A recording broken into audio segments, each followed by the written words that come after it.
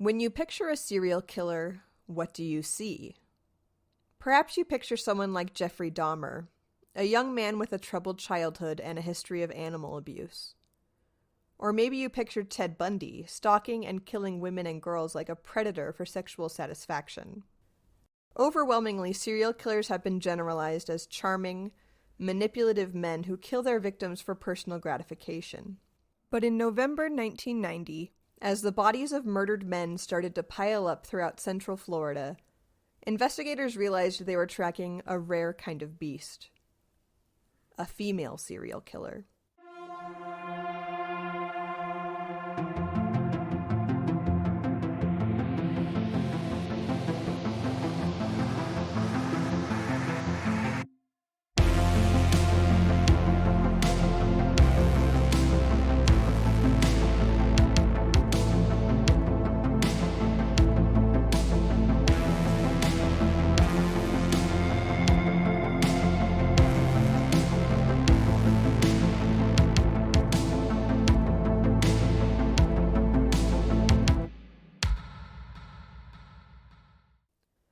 Welcome to Crime Soup Podcast. I'm your host, Hannah Kanapis. And I'm Kaylee Carter. And this week we'll be discussing a string of 7 murders in Central Florida from 1989 to 1991 that have all been attributed to the same killer. This is a story of Aileen Wuornos and the men whose lives she brutally ended. On December 1st, 1989, a man was out walking his dogs in Ormond Beach, Florida, a city just north of Daytona on Florida's east coast, when he spotted a beige 1977 Cadillac Coupe de Ville abandoned among the palmettos off John Anderson Drive. The man called police, and Sergeant John Bonnevier from the Volusia County Sheriff's Office arrived to investigate. Sergeant Bonnevier had been with the Sheriff's Department for about 10 years at this point and noted quite a few interesting details about this abandoned car. First of all, there were no keys in the car, but scattered about on the ground outside was a wallet, several papers, 2 plastic tumblers, a half-empty bottle of vodka, and some condoms. And it appeared that someone had attempted to bury all of these items, but failed. After running the license plate numbers and rummaging through the discarded wallet, it became clear that the car's missing owner was a 51-year-old man named Richard Mallory from Clearwater, Florida. So some things about Richard Mallory. Richard Mallory was a single man who lived alone in an apartment in Clearwater, which is on the west coast of Florida, almost 3 hours away from where his car was found abandoned.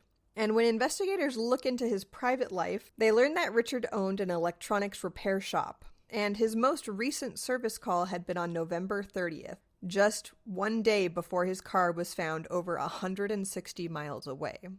What investigators discover after talking to one of his employees, his ex-girlfriend, searching his business and his home, is that Richard was in serious debt. But his debt didn't stop him from frequenting a lot of topless bars and spending money he didn't have on strippers and paying strippers for sexual favors.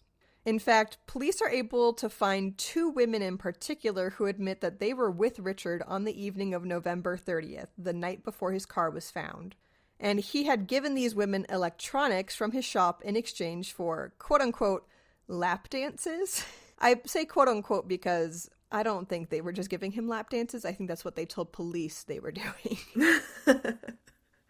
And what kind of electronics? I'll give you an iPad for a BJ. No. Oh.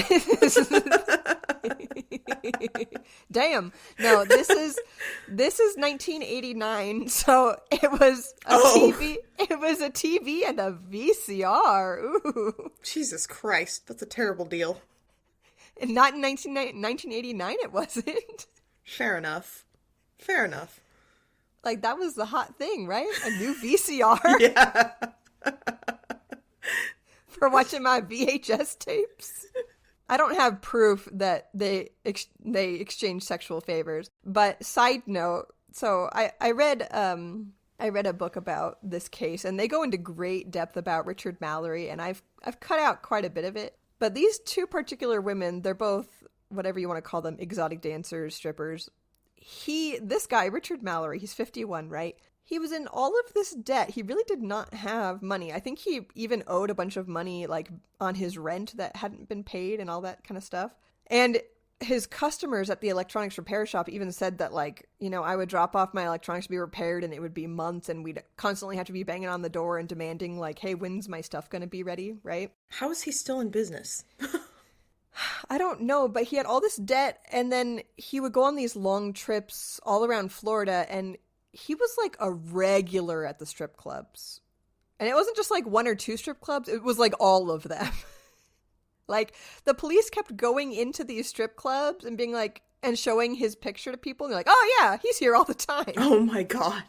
He knew all the dancers, he knew all the owners, like that was his thing. Like, that was his hobby, was strippers. Either they loved him there or they hated him there. They were like, he always has something to give us, or he never has fucking anything to give us. Because he's broke and he just comes in here. No, the reason he was broke is because what little money he did have coming in through the shop just went straight back to these dancers. But both of these women, and I'm not going to name them, they're not super important to the story. He essentially offered both of these women electronics from his shop in exchange for what they say are lap dances. The police can't find him, so he can't corroborate this. What's funny is that they track down each of these women separately, and each of them says, oh no, I didn't have sex with him, the other one had sex with him. They're like, don't put that on the fucking record. So both of these women have the same story, which is that they did their thing. He hooked up their electronics, like he paid them, right, for their services. And then they both say the same thing, which is that he left in one piece and he left alive, essentially. Yeah. But it's believed that Richard never returned home that night. But instead, he mysteriously started a long drive. And this is late at night, right? Mm-hmm. So after he left these women's houses, it's believed that he started a long drive from Tampa to Daytona, where he was known to enjoy long weekends of bar hopping. But then he mysteriously disappeared and his car was found the next afternoon. It wasn't until almost 2 weeks later that Richard Mallory's deceased body was found by two men out in the woods northwest of Daytona Beach. The two men had been scavenging for scrap metal when they smelled the stench of decay coming from beneath a bit of old carpet. At first, they thought it was likely a dead deer until they noticed a blackened human hand protruding out of a tarp. They drove to the nearest gas station and called the police to report what they had found. And when I was reading this, I was like, why'd they go to a gas station? And then I remembered that nobody has cell phones. 1989. You find a dead body and you have to get into your car, you have to drive to a service station and use their phone to report a dead body. No wonder, like, small town drama was a thing, because they went to a gas station, somebody at the gas station heard, and then they told everybody. Exactly. So once the body was taken for autopsy, the pathologist and his assistant noted 3 small caliber bullet holes in Richard's chest, and the 3 bullets recovered from his body all appeared to be .22 caliber rounds. 2 of the shots had torn into his lungs, causing them both to collapse, which means he likely spent anywhere from 10 to 20 minutes desperately trying to breathe before he eventually died, which is a terrible way to go. Mm-hmm.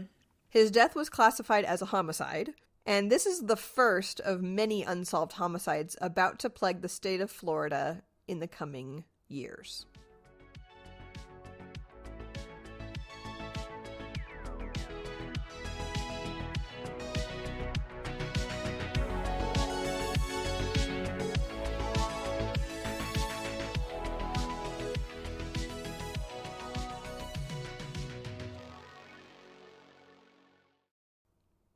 Dun, dun, dun. So, a little over 5 months after Richard Mallory's body was found, another middle-aged man named David Spears mysteriously disappeared while driving his pickup truck on I-75 from Sarasota to Orlando on May 19th. David was supposed to meet up with his ex-wife to go birthday shopping for their daughter, but he never arrived. 6 days later, his pickup truck was found abandoned on the side of the freeway with a flat tire. All of the doors were unlocked and the license plates had been removed. David's nude body was found a week later out in the woods, 40 miles north of Tampa. He had been shot 6 times with a .22 caliber weapon throughout his chest and abdomen. Damn. Yeah. Why is he naked and who is shooting him 6 times in the chest? You have any thoughts so far? I mean, I don't know this case, but my immediate reaction is that a woman is luring men with the promise of sex and then killing them. If women were serial killers more often, we would be terrifying because men are so easy to manipulate. Men are so easy to get alone. Well, because we're not seen as a threat. Yeah, exactly. They think that they're going to take advantage of us. But bitch, if I have a gun, it's over for you.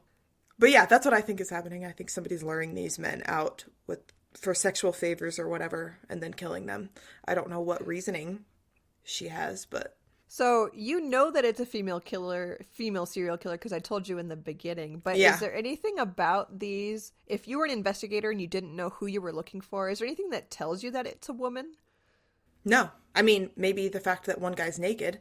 I mean, that's not like a cut and dry, like, obviously this is a woman. But even that doesn't really tell you that it's a woman, because it could be, I feel like whenever nude men are found murdered, a lot of times it's gay men. Yeah. More often.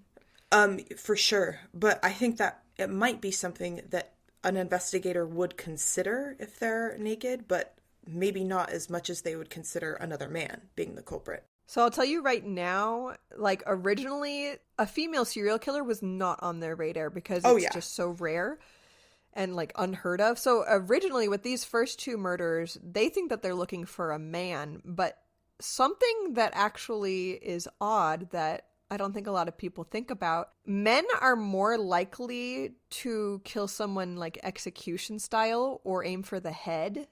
The fact that these men are, like, bullet-ridden all throughout their chest is actually a little bit strange. So we have Richard Mallory, and then 5 months later, we have David Spears.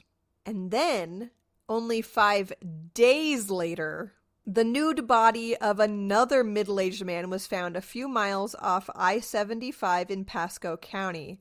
But this body was too badly decomposed to obtain any fingerprints, and they couldn't determine his time of death, but they could tell he'd been shot 8 times with a .22 caliber weapon. Oh. His body had been covered by an electric blanket and a large amount of tall grass, and this unknown man's car was found the following day, and they were able to identify him as 40-year-old Charles Caskadden. He was last seen alive on May 31st. He was heading to Tampa in his Cadillac. For work, he was a truck driver and a part-time rodeo bull rider. So it's possible this guy died before either of the other 2 men? Because he was more decomposed than he should have been? For only 5 days? Probably not before Richard Mallory, but... Between Richard and... Yeah, he just wasn't found for longer. And I learned something new while researching this. So apparently whenever, and this is really gross, so apologies, but if they have trouble identifying a deceased body, depending on the stage of decomposition, sometimes they can, like, rehydrate the hands in order to get fingerprints off of them. Whoa. Did you know that? No. So they'll take the hand, like, they'll separate it from the body, they'll ship it off to a lab, and then the lab will, like, resalinate it, like, they'll float it in, like, saline water, and then it'll, like, rehydrate it, and then sometimes they can just take the hand and then get the fingerprints off of it. You mean they send it off to a mad scientist? You know, that guy where we always send our hands to. Yeah. The hand guy. Yeah, because that's what I'm hearing right now. Yes. Are you wondering how you get that job? I don't know. You have to be magical, whimsical, and a little bit evil. That's how you get that job. I imagine you don't need any kind of credentials. You just put up a billboard like, send me your hands. I can do it. 99% confidence. You just send a letter to all the local police departments that you're now in business. You send them pictures of your shop with the floating hands everywhere. They know exactly what you'll do. She seems like a nice lady. We'll send her our hands if we need them. Okay, so now we're at 3 bodies in like a 5-month period, right? So a month later, this is just going to keep going. A month later, on the 4th of July, a woman named Rhonda Bailey in Orange Springs, Florida, was sitting on her porch along with her husband and her cousin when they were startled by the sound of tires screeching, and then the view of 2 women getting out of a car, throwing beer cans out into the woods. One was blonde and one was brunette. When Rhonda tried to offer the women help, the blonde woman pleaded with her not to call the police. Well, that's not suspicious. The car that the two women had been driving had obviously sustained serious damage, and the windshield was completely busted out, but the pair of women just drove away nonetheless. But so obviously this stands out to Rhonda Bailey, because that doesn't happen every day. She's like, who are these ladies? Anyways, later that same afternoon, so this is 4th of July, these same two women were spotted by a different witness, a motorist named Harmon Jeter, as he was driving south on State Road 315. But this time, the women were carrying a red and white cooler between them. So Harmon stopped to see if they needed a ride and noticed that the blonde had blood all over her. Oh, sloppy. The two women told him they'd been in a bad accident and needed a ride to Highway 40, but Harmon wasn't headed that direction. Instead of giving them a ride, he went to his brother-in-law's house and phoned the fire department. Again, he doesn't have a cell phone, so think about this. You see a woman, two women carrying a cooler, one's covered in blood, and you just have to drive to your brother-in-law's house to use the phone. No wonder serial killers were getting away with shit. Nobody Seriously. had a cell phone to call and be like, I'm looking at him right now. He's covered in blood. By the time the cops arrived, they're like, well, we didn't see anything. Yeah, well, this guy's crazy. Obviously. So the chief of the volunteer fire department and his wife spot these two women right where Harmon Jeter told them they'd be. But when they offered the women help, because again, they think that these women have been in a car accident and that's why they're covered in blood. Mm-hmm. They try to offer these women help and the women decline.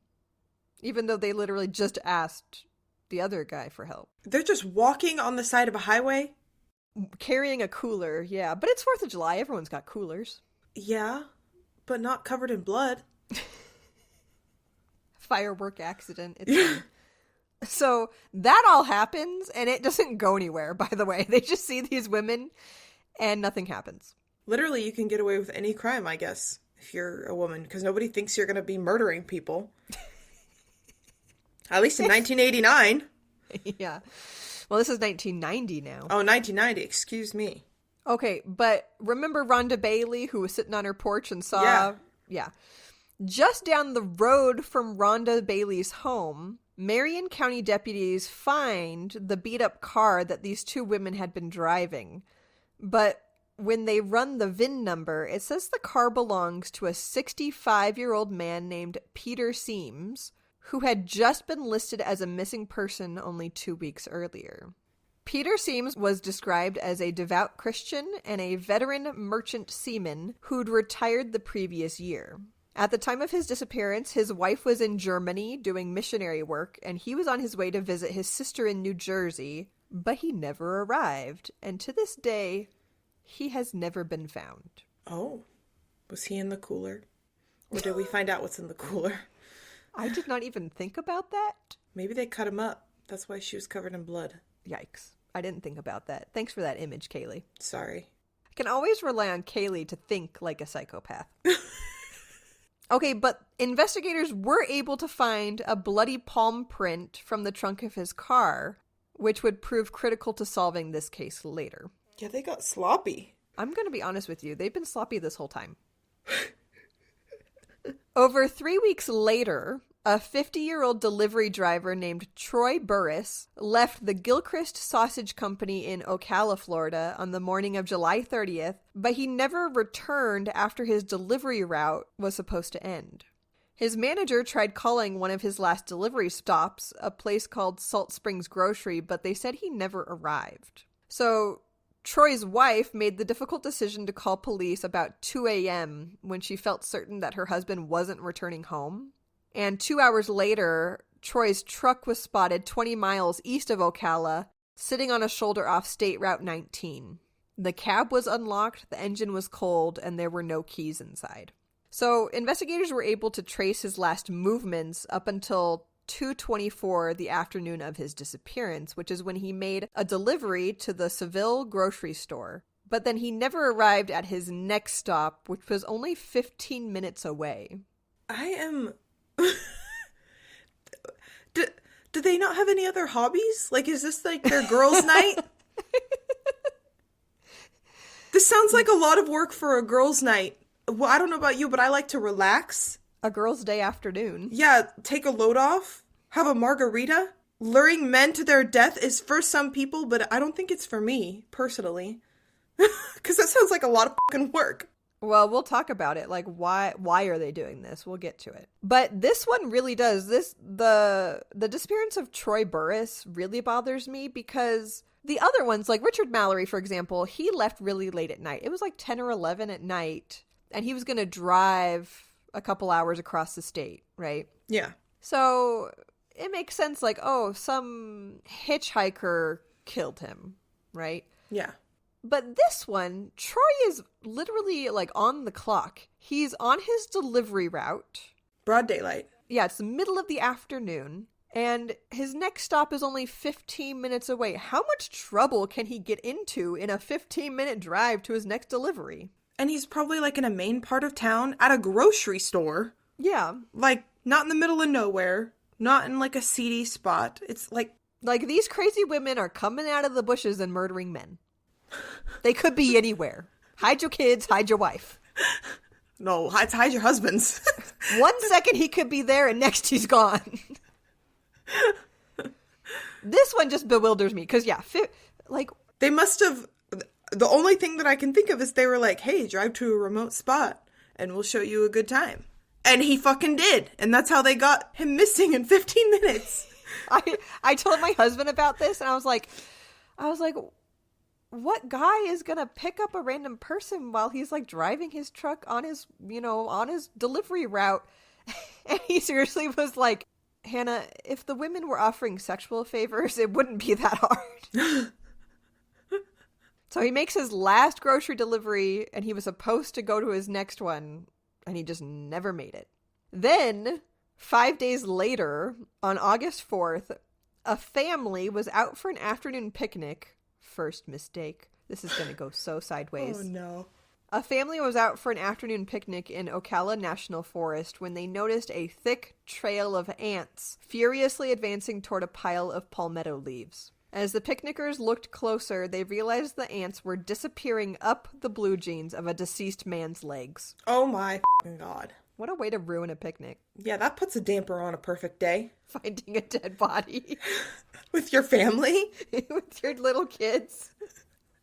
Oh my God. My son, he's already having existential crises. If he found a dead body, he would never recover. He would be unwell for the rest of his life. So, about 8 miles from where his truck had been found, Troy Burress lay dead in the national forest. His wallet and driver's license were missing, but his wedding band was left intact, which I think is interesting. Yeah, that seems somewhat symbolic. He'd been shot twice, once in the upper chest, which damaged his aorta, spine, and left lung, and once in the back, piercing his diaphragm and left kidney. Well, that's random. Why is it random? What are the order of events of those shots? Like, somebody shot him in the front?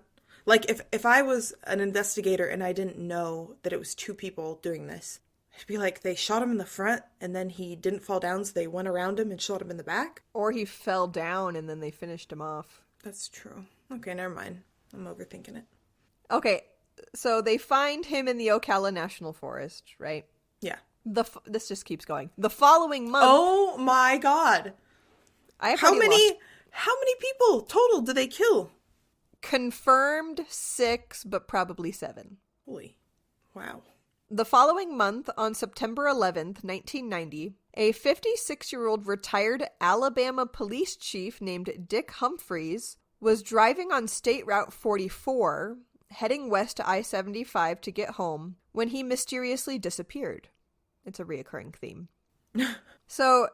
Dick was currently employed as a child abuse investigator for the state of Florida, and he had actually just been at the Wildwood Police Department building for the autopsy of a young boy before he disappeared on his drive home. So he was already having a bad day. Yeah. He and his wife had just celebrated their 35th wedding anniversary the day before. Woof. And then Dick Humphrey's body was discovered the next day on September 12th. He was found off County Road 484 in Marion County with heavy bloodstains across his chest, stomach, shoulder, and back. The knees of his brown pants were stained by grass, and his front pockets were turned out.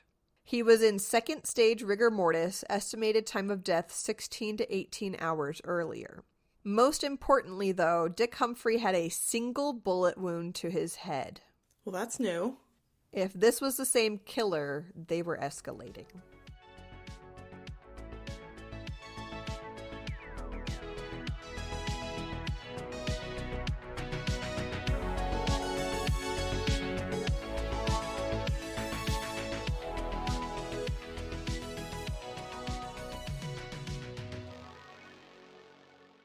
How did it take him so long to shoot through the head? Like, if I was a murderer, would I want to shoot people in the chest or the head? Does one feel less escalating than the other? Does one feel less intense? If I had to guess, I'd say that it depends on what your intention with the shots is. If they're just trying to kill you quickly, they would shoot you in the head. But if they're killing you because they have some sort of morbid desire to cause you pain, then they're gonna just keep shooting you throughout the chest to make your life miserable. Yeah. So it sounds like this guy, they just wanted to move on. They were just trying to get rid of a witness and get out of there.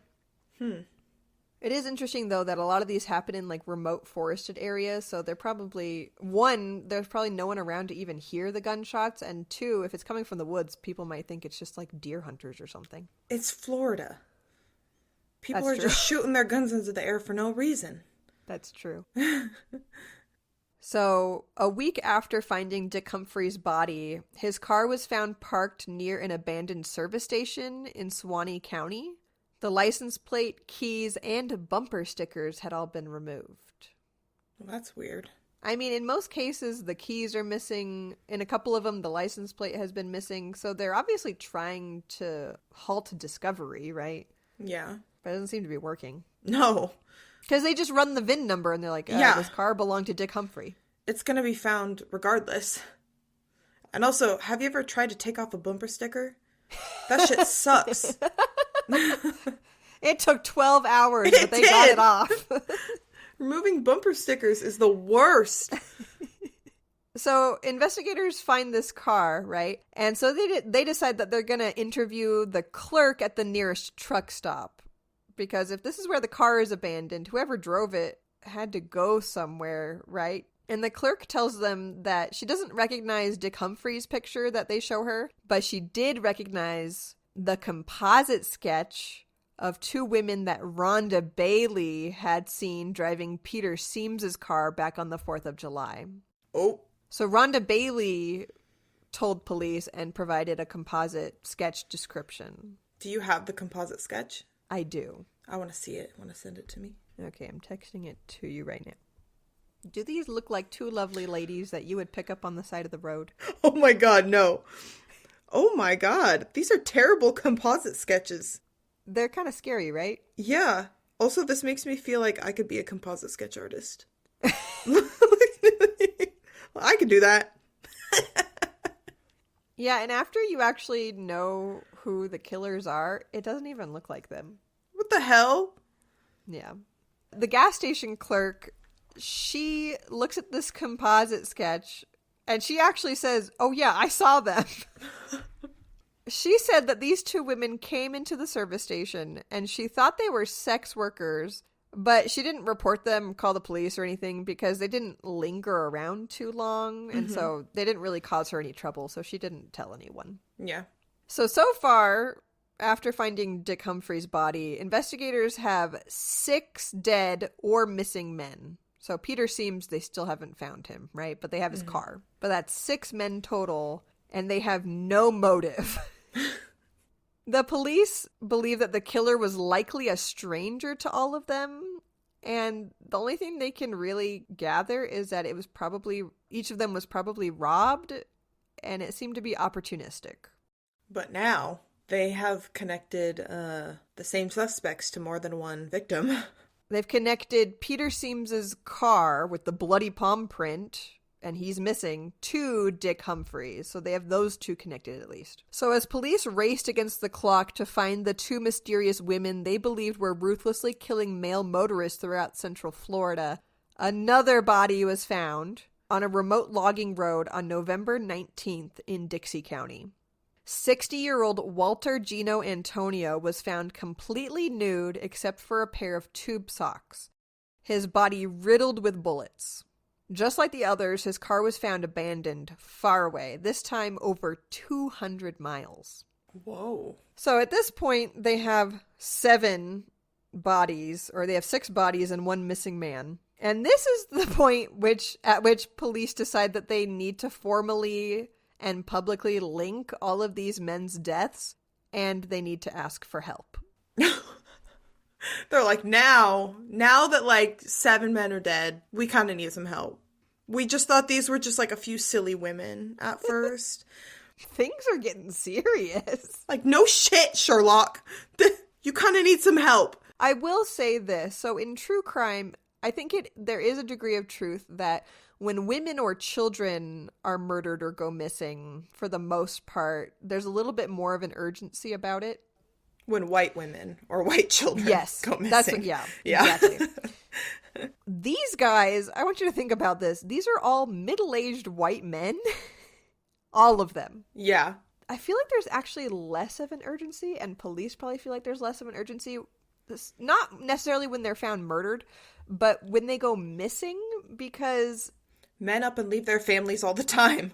Yes, exactly. Like, they're also more likely to just, like, they probably just committed suicide.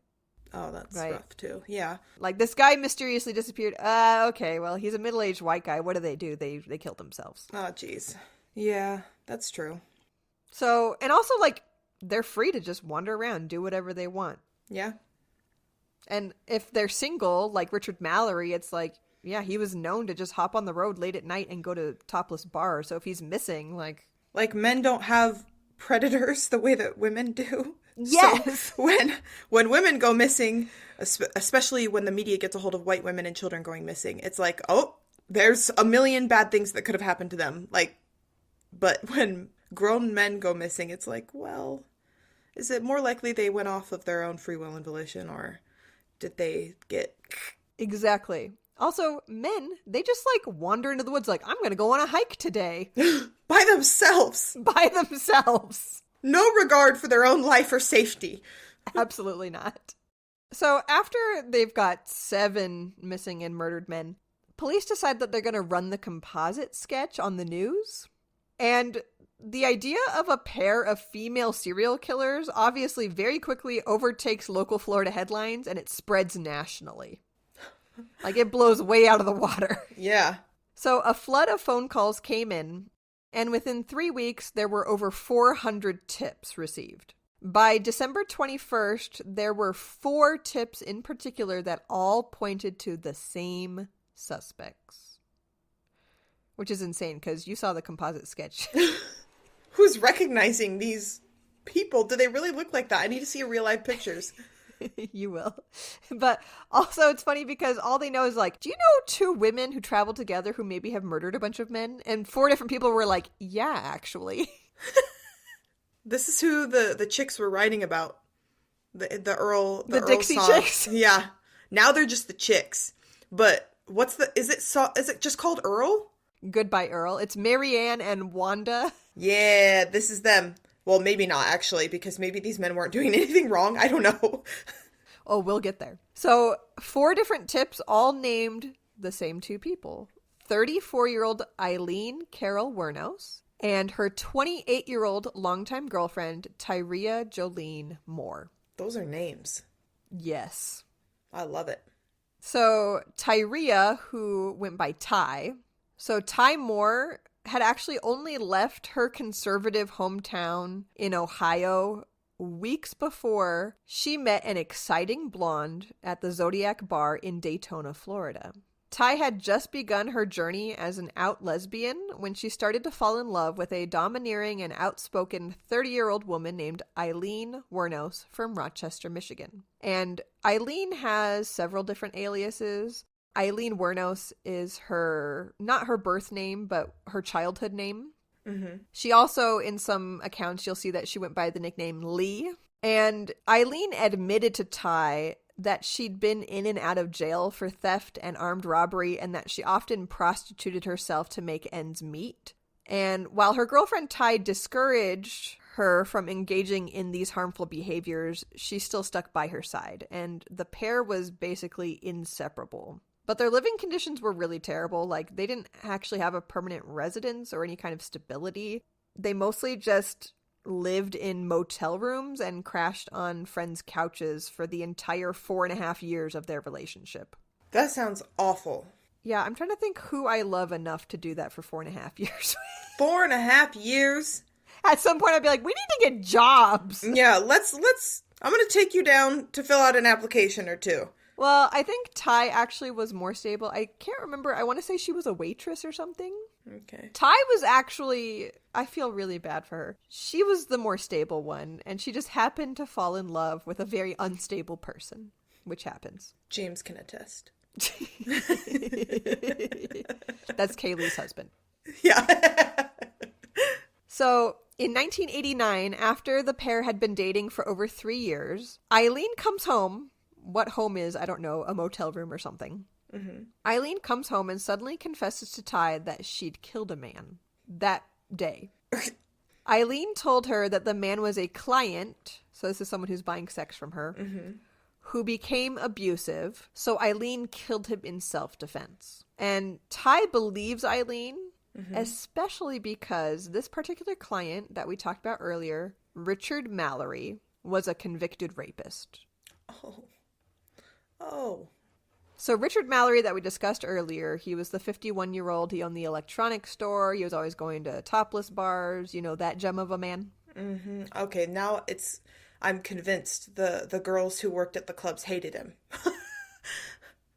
He was probably handsy. He probably didn't pay well. And he probably, tried to monopolize all of their time. They probably fucking hated him. And this was like decades earlier, but he did serve prison time and was convicted for rape when he was younger. So Ty believes her and is like, okay, you know what? I'm not going to go to police. I love you. It's self-defense. And also, there's probably not a lot of motivation to go to the police because they themselves are doing illegal things. Like, Aileen is prostituting herself. You can see why she didn't want to go to police, even if it was in self-defense. Okay, but then Aileen started to come home with strangers' belongings. And was Ty like, what is happening? I really don't know what was going through her head. I think she just really loved Aileen or Lee, and she's kind of like, babe, why are you doing this? That is a level of denial I hope I never find myself in. Truly and honestly. Apparently, when people described the inside of their motel room or wherever they were staying, and it was full of toolboxes that she stole from these men's trucks. Yes. Oh my god. And Aileen was very well known among a lot of pawn shop owners. She would come in constantly and be selling tools, which is why I thought it was weird when that one guy's wedding ring was still intact. I was like, if you're going to be pawning a bunch of murder victims' stuff, why wouldn't you take their jewelry or their wedding ring? Sometimes people's jewelry is insured, and everything that's sold at a pawn shop is logged into a database. I don't know what it was like in the early 90s, late 80s, but I'm sure it was still written down, and you could track people down that way. In fact, when she went into these pawn shops, she actually had to give them her fingerprints. Yeah. Which I guess makes sense. So Ty knows about Richard Mallory's death that she believes was in self-defense. But unknown to Ty, Mallory's murder was actually followed by David Spears 5 months later, and then Charles Karskeden, and then Peter Seams went missing in June. So these were all ones that Ty didn't know about, that they were just happening and she didn't have any involvement in. Oh my god. When their composite sketches were first circulating in July, Ty left Florida because she saw them and she's like, oh shit, that's us. People saw us and they're on to us. So I need to get out of here and we need to let things cool down. So Ty leaves and goes to visit family in Pennsylvania. And while Ty is in Pennsylvania, Aileen murders 3 more men. Troy Burris, Dick Humphrey, and Walter Antonio. What in the fuck is the reason? I feel bad for Ty. I mean, I do wonder what's going through her head if she left for Pennsylvania thinking that she was ever going to come back, or if she finally was like, I'm just going to go visit my family for a little bit. I'll be back, and then wasn't planning on coming back. Yeah. So a massive manhunt was initiated, and investigators tracked Aileen Wuornos to Port Orange, Florida, but they actually didn't arrest her right away. They decided they wanted to survey her, hoping that she would lead them to Ty, who they thought was her accomplice. Mm-hmm. Finally, on January 19th, 1991, they arrested Aileen at a bar called Last Resort Bar in Port Orange. And then her girlfriend Ty was arrested the following day at her sister's home that they tracked her down to in Pittston, Pennsylvania. Luckily for police, though, Ty fully cooperated. Mm-hmm. She just told them everything she knew about Aileen, but it was actually somewhat limited. The only homicide that Aileen had actually confessed to was the very first one, Richard Mallory.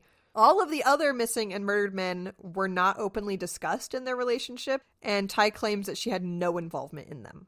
So Aileen was killing men and then would call Ty to help her clean up the mess. No. The only one we have Ty linked to is that she was in Peter Seams's car, but we have no idea at what point she became involved. It's possible that Aileen killed him, took his car, and then showed up and was like, "Hey, Ty, I got us a car for the next week." You know what I mean? Yeah, yeah. But also, it's entirely possible that she's lying and she was actually involved in all of them. I don't know. Who do I believe, Kaylee? I don't know. Nobody. So Ty ends up accepting a plea deal wherein if she could get Aileen to accept full responsibility for the murders, Ty would avoid prosecution for her involvement, which is exactly what ended up happening. Ty calls up Aileen and the police record it, and she gives her like this sob story and tricks her into confessing to killing these men. Mm-hmm. So she completely throws her girlfriend under the bus. That's fair. Only a week after being apprehended, Aileen confessed to committing 6 homicides, but they actually never found Peter Seams's body, and she claims that she wasn't involved, which I'm going to say bullshit, because she was driving that man's car around. Yeah. So believe what you will. So this is what they're able to piece together. Allegedly, Aileen would meet these men hitchhiking. She would give them a sob story about trying to get somewhere to see her 2 little kids, and she would flash them a fake picture of these supposed children. And then, if they agreed to give her a ride, she would offer them sexual favors in exchange for money. And as a poor, needy mother, these guys almost felt obligated to take her up on the offer. It was practically charitable after all. I mean, they were getting so much out of it. Okay, but this is genius, okay? I'm gonna give Aileen credit where credit is due, which is that she doesn't just say, like, hey, $50 and I'll have sex with you. She pulls out a picture of 2 little children and is like, my children are starving and I'm trying to get to where they are. Won't you please buy sex from me so that I can provide for my children? She knows the game. And the game is that if you can convince the men you're dealing with that you're also a human, things work out a little bit better for you. Yeah. And that's a smart game to play. I think the smartest person, though, in this entire story, though, is that motorist Harmon Jeter, who saw her covered in blood, carrying the cooler, and she was like, we were in a car accident. Can you take us to Highway 40? And he was like, no, I'm going to call someone. Yes. Always just do that. Especially if you're a woman, don't fucking give people rides in your car. No. Yeah, no, absolutely not. So whether or not all of her victims really did take her up on these offers is unknown. Yeah. But Aileen claims she only turned violent because these particular men got rough with her. She claims that they would get rough with her, she'd pull out her .22 pistol, and she would defend herself. But instead of coming forward to police, which wasn't really an option since she already had a lengthy criminal record, she would instead steal her victims' cars and discard their bodies. So she was insinuating that she got rides from lots of people, that she did favors for lots of people, but only the ones that were violent or rough with her were the ones who got killed. Yes. Whether or not you want to believe that. Yeah. It's a different story, but... Yeah. I'm telling you... With this case in particular with Aileen Wuornos, and we'll talk about it later, she's not a reliable narrator. Like, Yeah. she changes her story a million times. She has some delusions, some paranoias. Depending on which interviews you watch or what books you read or who you talk to, her story completely changes. So I'm giving it to you the best that I can. But with Peter Seam, so the one man that's never been found, although he's strongly believed to be deceased, and it was his car that Aileen and Ty were seen in possession of, his body has never been found, and Aileen denied killing him, so that's why she's only ever been charged with 6 murders, not 7. Wild. Eileen's defense team tried to get leniency in her conviction by outlining her troubled childhood, but it didn't garner enough sympathy, and she was eventually handed 6 death sentences. What was her troubled childhood like? We're going to talk about it right now. Oh, jeez.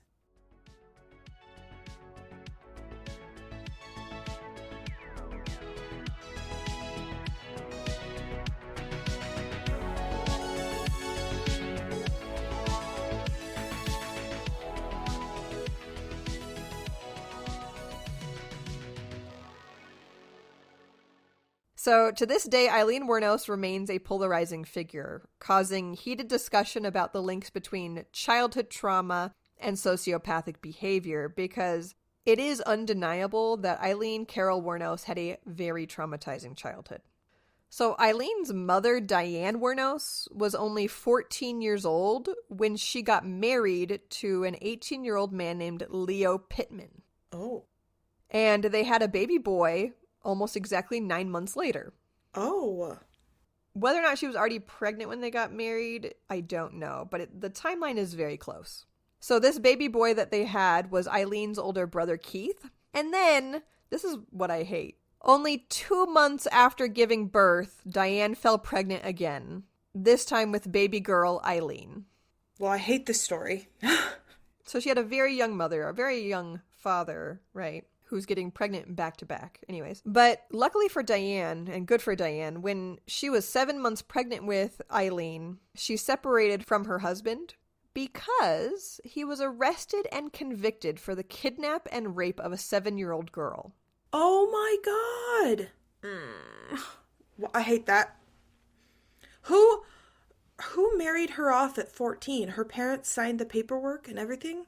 I don't know what the laws were like back in the 50s. It was the 50s. A 14-year-old baby girl. Yeah, you know what I imagine is that she was probably either having sex or was sexually assaulted by Leo. Mm-hmm.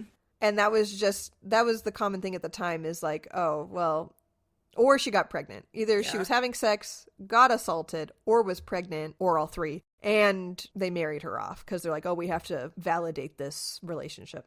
Yeah. Well, technically it's all sexual assault because Leo was 18. He was an adult, yeah. She was 14. But he's a child rapist. That's awful. Which also makes me wonder if that's why he was in that relationship with a 14-year-old girl, because he's a pedophile, right? Yep. Luckily, though, Eileen's father was already in prison before she even had a chance to meet him. Okay. But Diane goes on to remarry and have 2 more children, but for some reason she does not include Keith and Aileen in this new family. Oh. Instead, 4 and 5-year-old Aileen and Keith were adopted by their maternal grandparents, and they were raised with the last name Wuornos instead of Pittman, so they have their mother's maiden name. And then to take things even further, these little kids, so Keith and Aileen at 4 and 5 years old, were told that their grandparents, Britta and Lori Wuornos, were actually their parents. And so they didn't find out the truth about their real parents until they were 12 and 13 years old.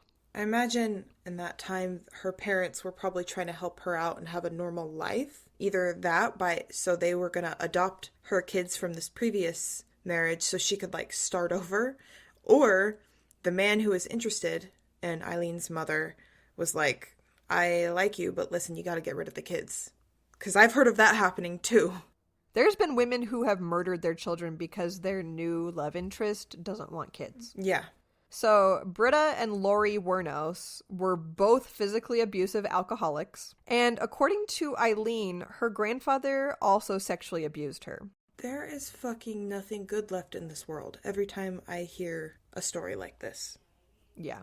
Like I said before, some accounts that Aileen gives about her life can't actually be corroborated, so you have to take them with a grain of salt. Yeah. It's just like, it's her life story, and there's very little to back it up. But Aileen also claims that she had a sexual relationship with her older brother Keith as well during childhood. Why would she lie about that, though?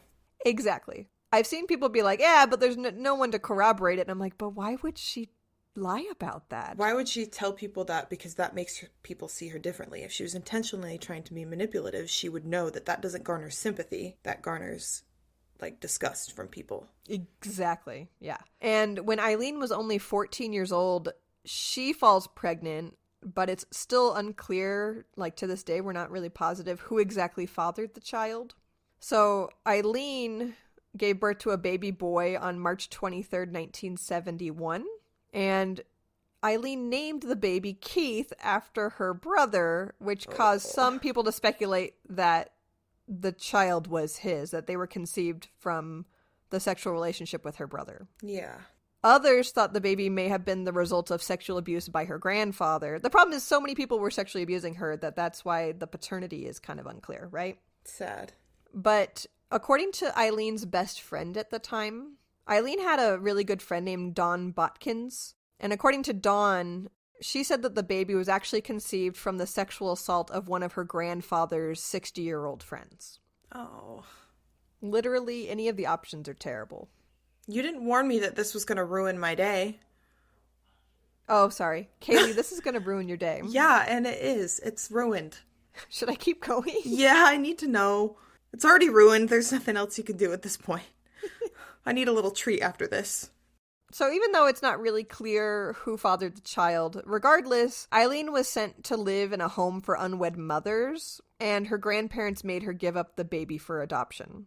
And then not long after the baby was born, Eileen's grandmother Britta died of liver failure from years of heavy drinking, and her grandfather didn't want to be responsible for her anymore, so Aileen supported herself by committing petty crimes and sleeping in abandoned cars. So he just kicked her out of the house. At like 16, 17? 16, yeah. Oh, jeez. And after she had just given birth, too. Yeah. So she would literally find abandoned cars, like, in the woods near her grandfather's house, and she would sleep in them. But actually, the superior thing that she discovered is that if she prostituted herself, she could find a warm place to sleep because she could sometimes sleep the night at customers' homes. Mm-hmm. So that is kind of her, like, early childhood. And there's other accounts that say that even as early as 11 years old, she was selling sexual favors to people, like, at school in exchange for cigarettes and money. At 11 years old. That means it had been happening to her for a while and that somebody taught her that. Yes. I didn't even know what sex was at 11 years old. When I hear cases or stories like this of, like, severe child abuse, neglect, sexual abuse, and people turn into, like, murderers and rapists and killers, I'm like, there's got to be a way that the people who did this to her can be charged. Because it honestly feels like they should be. They created this. Like, if the story can be corroborated, if it's legitimate, if it's factual that these people abused her like this, I think they should be fucking charged too. They're partially responsible for the death of all those men. Maybe that's insane to say, because obviously she's an adult, she can make her own choices. But the way that we're raised shapes our worldview, and that kind of limits the choices and that you make as an adult. Like, it shrinks your world to a world of violence and hate and terror. And there aren't a lot of choices outside of those things once your world is created like that. And there's obviously a limit to that, but it just makes me angry. She was failed by just... everyone. Every person that was supposed to care for her failed her. There was no adult in her life, it sounds like, that actually cared about her. No. Or her brother, even. What happened to her brother? He actually died young of esophageal cancer when he was only like 20 years old. You want to hear what happens next? Yeah. So those habits that Aileen developed at a very young age, like 11 years old, those stick with her. She's a street person, right? Like, she gets her money from hustling, from stealing, from prostituting. Like, she never knows where she's going to be sleeping that night. That's all she knows. That's the way she's lived her life the whole time she's been alive. It's going to stay like that until she dies. Like, that's what ends up happening. But in 1976, so when she's 20 years old, she decides to move to Daytona, Florida. But like I said, her lifestyle doesn't actually change. What's odd, though, is that, like, she was a really everyone describes her as being very outspoken and fun to be around. And so she actually briefly married a man who was like this 69-year-old yacht club president. Because she had charisma. Like, people liked her. She was a hoot to be around, from what I can tell. But their marriage only lasted like 9 weeks because he picked up on a lot of her really bad habits. Like, she would go out drinking, she would get into violent altercations. I think she got arrested for like shooting a firearm from a moving vehicle. Like, she's rough around the edges, and then some, past the edges. I don't know. She's rough all around. But I just think it's funny that she kind of like very temporarily was married to like this really classy, like older, wealthy man, and then he was like, okay, you're actually crazy, and so they got divorced. I looked up her picture and I was like, oh my god, I've seen the screenshots. Charlize Theron plays her in a movie. I've never seen the movie, and I actually don't know the story, but I know because it's like a huge pop culture reference, right? And there's one young photo of her where I'm like, she's beautiful. It looks like the trauma aged her prematurely. I mean, a lot of the pictures that circulate are right before, like, she was executed, when she was like in her 40s. But like when she was younger, even without makeup, like, she's got amazing bone structure. Yeah. And like, if you look at childhood pictures when she's a little girl, she is precious. She just looks like a doll. Yeah. So Aileen was a drifter. She barely was making ends meet. She was committing thefts and robberies and prostituting herself to pay for cheap motel rooms. And this is when she met Tyria Moore in 1986. But just like with her husband, romantic relationships didn't change Aileen's behavior, and probably nothing, in my opinion, could have stopped her from eventually escalating to her first murder in November 1989. Yeah. Eventually, after Aileen had been on death row for the better part of a decade, she completely gave up fighting. She didn't want to go through the appeals process anymore, and she made peace with her impending execution. She actually ended up confessing to killing all of her victims in cold blood, and was practically begging the state of Florida to execute her. Oh.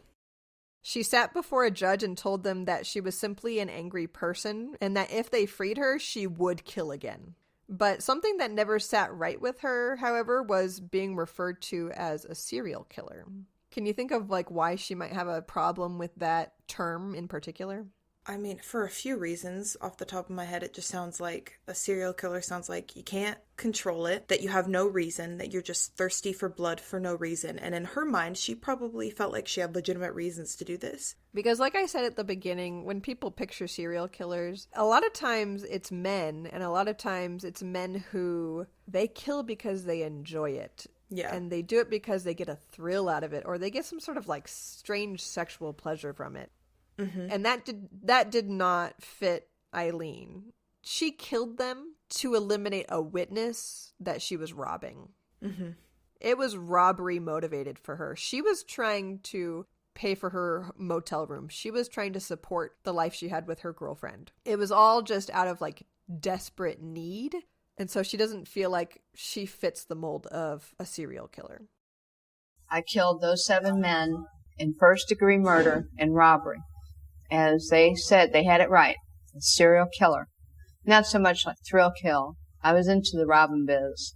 You know, serial killers are in this thrill killing jazz. I was into the robbing, just and eliminate a witness. But I'm coming clean before I go in that execution chamber and be executed. So there was no self-defense? There's no self-defense. I'm really sorry what happened about everything. I was in this, to me, this world is nothing but evil, and all of us are full of evil one way or another.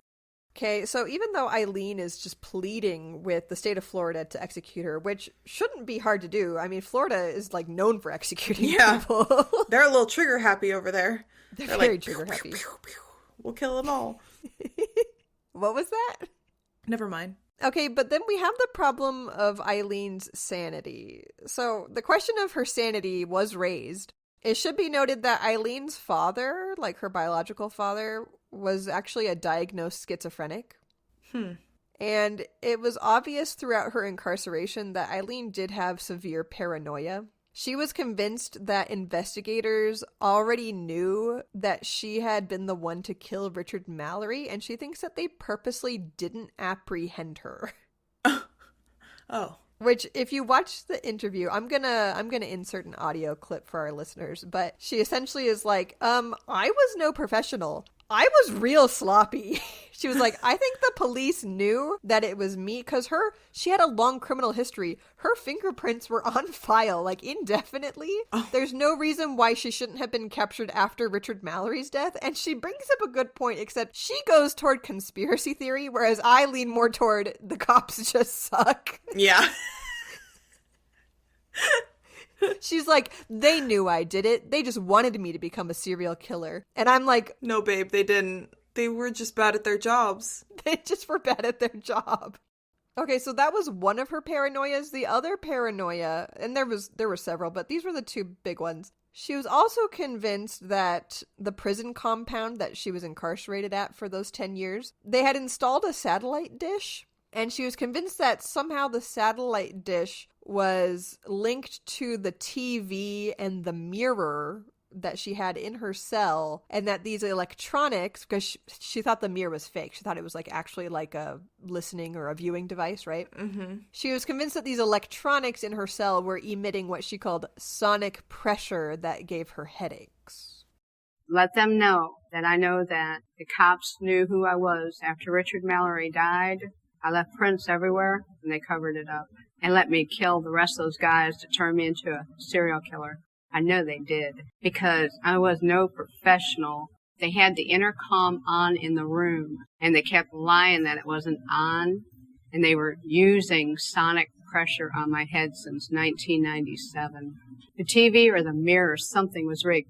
They got a huge satellite on the compound. After they put the huge satellite on the compound, could have been either rigged to the TV set or the mirror or something, because the electrician, when he put the mirror on the wall, he said, doesn't that look like a computer? The back of it, and he stuck it to the wall. Okay, right off the bat, you're going to think I'm crazy. I don't think she's that crazy. I don't think that means she has schizophrenia. In my very unprofessional opinion, I'm not a freaking psychiatrist or psychologist who can diagnose these things. But if that's it, like, I guess maybe she could have... Does that make me insane? I thought you were going to be like, no, I've had mirrors that monitored me. No, I just imagine, like, it's probably really easy to get worked up about stuff like that, be paranoid when you feel guilty about killing people, right? So it's probably really easy to work yourself up, or like imagine crazy scenarios in your head. But also, traumatic childhoods create brain injuries, especially from what she went through. So she clearly has a brain injury. I haven't seen any videos of her talking or anything, but she for sure has a brain injury from the way she was raised. So that could explain the weird conspiracy theories and stuff. Yeah. Court-appointed psychologists, they decide that she's completely competent for trial, and she's sound enough of mind to be executed. So they're like, yeah, she's a little weird, but it's fine. We can kill her.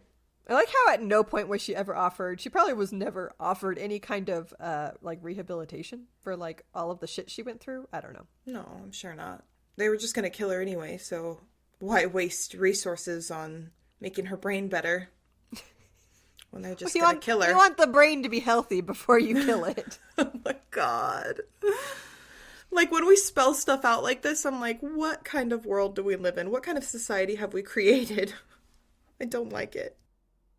So, on October 9th, 2002, Aileen Wuornos was executed by lethal injection at Florida State Prison. And I want to read you her last words. If you didn't think, okay, you don't think she's crazy, but I want you to hear her last words and tell me that she's not crazy. I didn't say she wasn't crazy. I just think that considering the circumstances, I think it's kind of warranted that she turned out the way she did. Okay, yeah. No, that's fair. Okay, but listen to her last words. I shouldn't be laughing. Okay. I'd just like to say I'm sailing with the Rock, and I'll be back like Independence Day with Jesus, June 6th. Like the movie, big mothership and all, I'll be back. Maybe she believed in reincarnation. Okay, but... Why is it such in a threatening tone, too? Like, are you threatening to become a serial killer again? I'm reading it in a threatening tone. Her probably like, I'd just like to say I'm sailing with the Rock. And Jesus. And in Jesus. She says June 6th? What does that mean? Is that a biblical thing? I don't know. Let me look it up. I'll be back like Independence Day with Jesus, June 6th, like the movie. Big mothership and all, I'll be back. I don't know that movie. Okay, hold on. You've never seen Independence Day? No. I haven't seen so many movies, Hannah. Okay, that one's actually really good. But I would not include it in my last words before I was executed. It's not that good. So she was pronounced dead at 9:47 a.m. and she was only the 10th woman to be executed in the United States since the death penalty was reinstated in 1976. And she was actually only the second woman ever executed in the state of Florida. Wow. Don't ask me who the first one was. I didn't look it up. Okay. After she died, her body was cremated and her ashes were given to her best friend that we talked about earlier, Don Bodkins. Poor Don Bodkins was like one of the few people who ever like showed her sympathy back in her childhood when Aileen was obviously having a bad time. Yeah. Don Bodkins was like warned, like, don't go near that girl. She's bad news. And Don Bodkins was like, well, she probably like needs a friend. She probably needs a support system. She never condoned what she did. And actually, documentarians asked Don Bodkins, like, do you think your friend deserves the death penalty? And she's like, yeah, she killed 7 men. That's how you know it's a real best friend. That bitch is crazy. Hell yeah. I love her, but she's crazy. Yeah. Just love it. She's like, obviously. Yeah. Don't patronize me. Yeah. But Don Bodkins took Aileen's cremated ashes and took them back to Rochester, Michigan, and buried them. But yeah, that's it. I'm just here to ruin your day. I hope I succeeded. That was terrible. Thank you. Well, what was the worst part? Learning about Aileen's childhood. Because to me, when I learn about that shit, I'm like, oh, so this was preventable, is what I'm hearing right now. Like, all of this turmoil, all of the people she killed, this was preventable. And that just really ruins my day. Yeah, it's like, oh, you know what would have resolved all this? Not sexually abusing children. Yeah, that would be great. Like, with her mother, even, Aileen's mother, we wouldn't have been here if you wouldn't have married off a 14-year-old to a grown man. Well, he was 18, but still, she was 14. Completely preventable. And we still haven't found Peter Seam, so if you see him around, let somebody know. If you see him around. Maybe he really did just, like, get out of Dodge. Maybe she scared the crap out of him. There's a whole bunch of books. There's a whole bunch of documentaries. I wasn't able to watch all of them, but there is one book in particular called Dear Dawn, and it's letters that Aileen wrote to her best friend Dawn while she was in prison. Mm-hmm. And like I said before, she's a little wishy-washy about her story. So, like, originally she claimed self-defense. Then she said, no, I killed them all in cold blood, right? Yeah. But I saw one excerpt from the book Dear Dawn where she said that she didn't understand why police were never able to find Peter Seams's body because she said, and I quote, I just left him in the middle of the road. What the hell? Yeah, so she was confessing to a bunch of stuff, and she was like, somebody knows what happened to that man because I just left him in the middle of the road, so if he hasn't been found, then something shady's going on. What the hell? Maybe a freaking animal drug him into the woods or something? I guess that's true. But that's what she claims happens, is that... Weird. She just left him in the middle of the road and took his car, so... Wait, this is in Florida, right? Yeah. The gators? Alligators! Oh my god, I didn't even think about the alligators. I'm actually surprised that gators didn't eat more of the people that she left out. Well, maybe they did. Maybe she was only convicted for 6 murders. Oh my god, you're right. Maybe. Yeah, I would never live in Florida for a lot of reasons, but especially the gators, man. That's how my mom lost her childhood dog. Was a gator. No. See? Yeah. That's what. Could you imagine me taking Nico there? No offense, but he would not last one day in Florida. No, he wouldn't. One, for so he's many a reasons. husky. Yeah, exactly. He wouldn't go outside. And 2, if he did, he'd get eaten by an alligator. So, or crocodile, whatever the hell lived there. The beasts of the Jurassic time. Okay, I'm going to sign us off. Okay. Thanks for tuning in for this week's episode of Crime Soup. Be sure to find us on social media and let us know your thoughts on this case. We're on TikTok, Instagram, Twitter, Facebook, and YouTube. We also have an awesome website, crimesouppodcast.com, where you can listen to all past episodes and buy your very own Crime Soup merch. As always, we'll see you next week. Stay safe and bon appetit.